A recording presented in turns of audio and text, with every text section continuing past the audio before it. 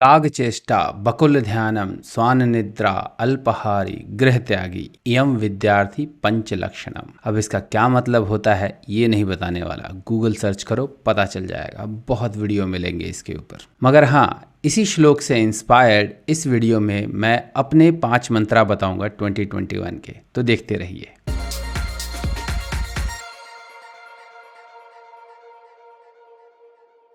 नमस्कार दोस्तों, मैं हूं S Ravi Kumar, certified solution architect और आईटी करियर कोच। वीडियो शुरू करने से पहले आप सभी को नव वर्ष 2021 की हार्दिक शुभकामनाएं। उम्मीद है आपका ये साल 2020 से ज़्यादा बेहतर गुजरेगा और आप इसमें वो सब खुशियां हासिल कर पाएंगे जो आपने 2020 में हासिल करनी चाही थी मगर आप नहीं कर पाए थे। जिन लोगों ने मेरे चैनल को सब्सक्राइब किया हुआ है उन्हें पता है कि मैं हर हफ्ते एक टेकी ट्यूजडेज करके शो लाता हूं, जिसमें कि मैं आप लोगों के टेक और करियर रिलेटेड क्वेश्चंस के आंसर्स देता हूं। यदि आपने मेरे चैनल को सब्सक्राइब नहीं किया तो प्लीज़ सब्सक्राइब कीजिए और इन टेकी ट्यूजडेज के आप पुराने वीडियोज़ भी देख सकते हैं।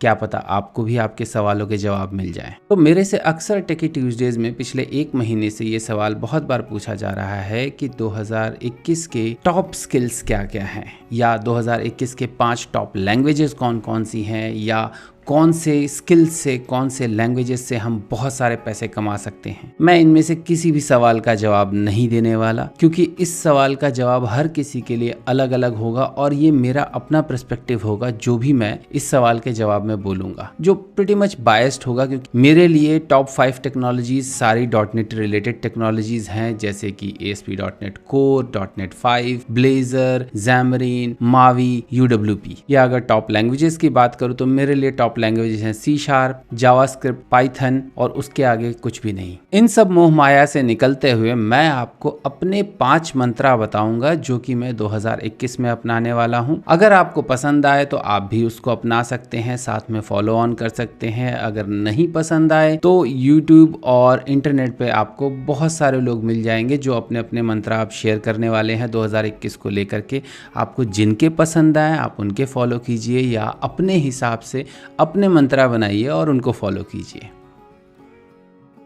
तो सबसे पहला मंत्रा है कि स्मार्ट गोल बनाइए। स्मार्ट एक एक्रोनिम है जिसका कि फुल फॉर्म है S for specific, M for measurable, A for achievable, R for relevant and T for time bound. S for specific means कि एक स्पेसिफिक लिखित गोल बनाइए। जैसे कि मेरा पहला गोल होगा 100 days of code challenge fulfil करने का, जो कि मैं 16 जनवरी से स्टार्ट करने वाला हूं। इसके ऊपर मैं एक डिटेल्ड वीडियो 5-6 मिनट का बनाऊंगा। तो स्पेसिफिक गोल हो गया कि 100 days of coding challenge follow करना। Measurable, again 100 days of coding measurable है, हम मेजर कर सकते हैं कि 100 डेज ऑफ कोडिंग कैसे करेंगे। अचीवेबल होगा क्योंकि 100 डेज ऑफ कोडिंग चैलेंज के रूल्स ही ऐसे हैं कि हर कोई अगर मन से करना चाहे तो अचीव कर सकता है। लेकिन अचीवेबल गोल क्या है वो आप अपनी क्षमता के बेसिस पे डिसाइड करेंगे।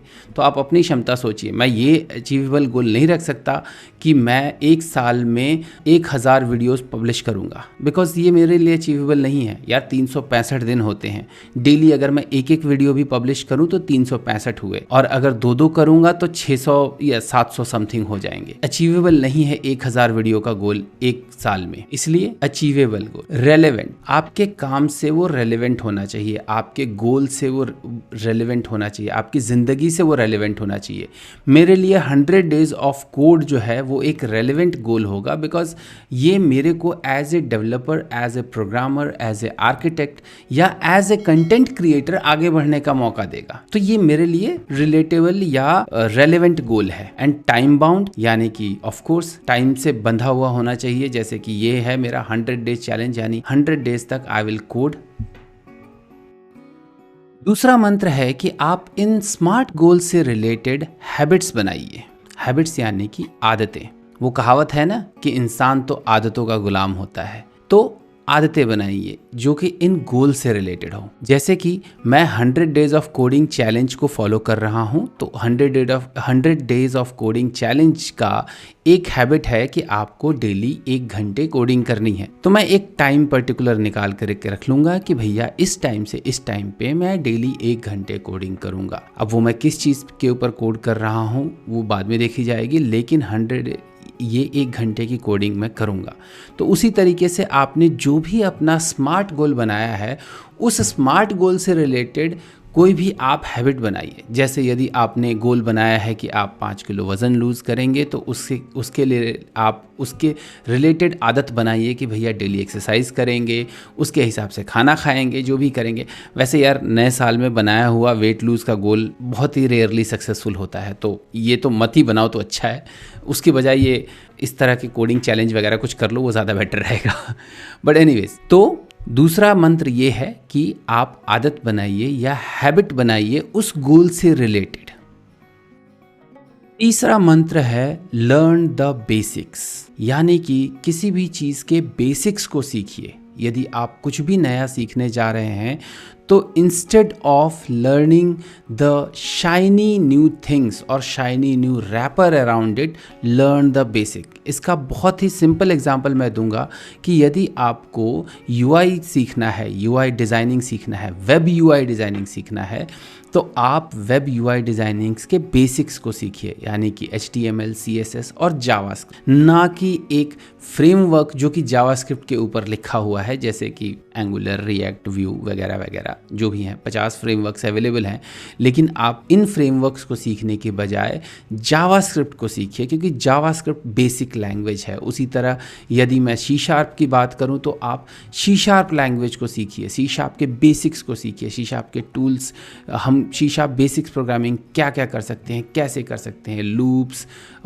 एरेज वगैरह वगैरह, फलाना ढिमकाना, क्लासेस, ऑब्जेक्ट्स, जो भी है बेसिक्स पहले सीखिए। वो कहावत है ना कि यदि नींव मजबूत होती है तो इमारत जो है वो बहुत ऊंची बनती है, बहुत मजबूत बनती है और बहुत दिनों तक चलने वाली बनती है। तो अपने बेसिक्स क्लियर कीजिए किसी भी चीज़ को लेकर के, जो भी नया सीख रहे हैं उससे रिलेटेड उसके पहले बेसिक्स सीखिए, फिर आगे बढ़िए। सो तीसरा मंत्र है बेसिक्स सीखिए।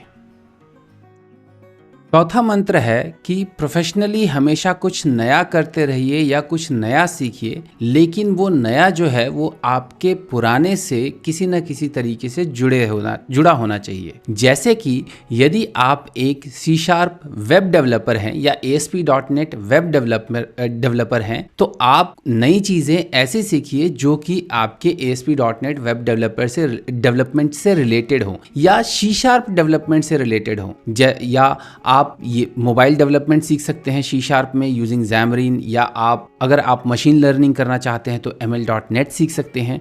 तो मतलब आप ऐसी चीज़ सीखिए जो कि आपके पुराने नींव से जुड़ी हुई होनी चाहिए। मैंने कहा था ना कि नींव मजबूत होनी चाहिए, यानी C# का आपका बेस मजबूत होना चाहिए। तो जो भी आप नई चीज़ सीखते हैं वो नई चीज़ ऐसी सीखिए जो कि आपके नींव के ऊपर एक इमारत बने प्रोफेशनली, ताकि आपका एक्सपर्टाइज उसमें बढ़े, विड्थ बढ़ता रहे। आप ये मत कीजिए कि आप बिल्कुल ही अलग एक नया कंप्लीटली डिफरेंट किस्म का लैंग्वेज और फ्रेमवर्क सीखिए, मगर वो तब सीखिए यदि आपको अगले 3 से 6 महीने के अंदर आपको उसका बेनिफिट दिखाई देता हो। यदि आपको आपका बॉस बोले कि भैया 3 महीने के अंदर पाइथन और मशीन लर्निंग सीख लो पाइथन यूज़ करके, और मैं आपको एक रेस दूंगा या मेरे पास एक प्रोजेक्ट आ रहा है, तो ज़रूर सीखिए। लेकिन यदि आपको ऐसा कुछ नहीं दिख रहा है, खुद से आप वही सीखिए जो कि आपका स्ट्रॉन्ग होल्ड है और उसी को और स्ट्रॉन्ग करिए। ये मेरा पर्सनल मानना है। कई लोग ये भी सोचते हैं कि हमेशा कुछ ना कुछ नया करने का मतलब है कंप्लीटली नई अलग चीज़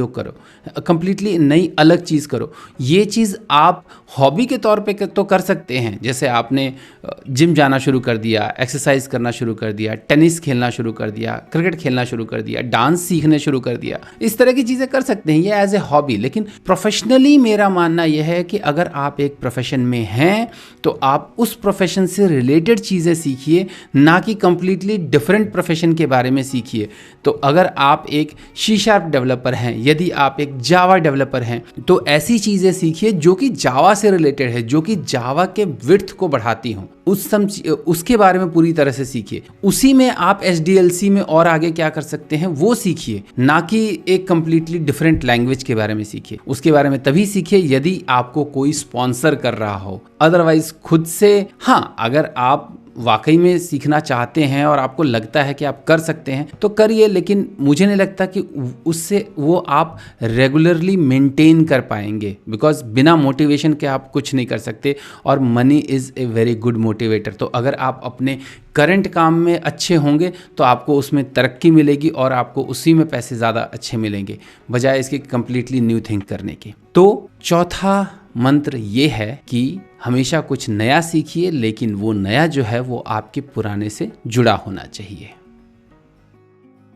पांचवा मंत्र है कि कुछ भी करना है अकेले मत कीजिए, कम्युनिटी के साथ कीजिए। कम्युनिटी के साथ यानी कि जैसे आप अगर कुछ नया सीख रहे हैं तो उसके बारे में ब्लॉग कीजिए, लोगों को बताइए, जो लोग वो कर रहे हैं उनसे बातचीत कीजिए, उनके बारे में जानिए। यानी जो कुछ भी कर रहे हैं आप कम्युनिटी के साथ कीजिए। हमारे प्रधानमंत्री जी भी तो कहते हैं कि सबका साथ सबका विकास, तो सबके साथ मिलकर के सब विकास कीजिए, यानी सब सीखिए, कम्युनिटी के साथ सीखिए। 100 डेज ऑफ कोडिंग मैं करने जा रहा हूँ, मैं 100 डेज ऑफ कोडिंग की कम्युनिटी को ज्वाइन करूँगा। उनका अपना एक हैशटैग है, बहुत सारे लोग इसको फॉलो करते हैं, तो मैं उन सब नए नए लोगों से बात करूँगा, उनसे सीखूंगा कि वो क्या कर रहे हैं, कैसे कर रहे हैं। तो इसी तरीके से आप अकेले कुछ भी मत कीजिए, कम्युनिटी के साथ कीजिए, तभी आप अच्छे से ग्रो कर पाएंगे। तो पांचवा मंत्र है कि अकेले मत करो, कम्युनिटी के साथ करो। तो ये थे मेरे 5 मंत्र जो कि मैं पिछले कुछ एक सालों से फॉलो कर रहा हूँ और 2021 में भी फॉलो करने वाला हूँ। उम्मीद है आपको मेरा ये वीडियो पसंद आया होगा। यदि आपको ये वीडियो पसंद आया है तो लाइक बटन को क्लिक कीजिए, मेरे चैनल को सब्सक्राइब कीजिए और मेरे इस वीडियो को अपने दोस्तों के साथ शेयर कीजिए, ताकि मैं इसी तरह के नए नए वीडियो लेकर के आपके लिए आता रहूँ। तो अगले वीडियो तक अपना ख्याल रखिएगा। एक बार फिर से आपको नव वर्ष 2021 की हार्दिक शुभकामनाएं। नमस्कार।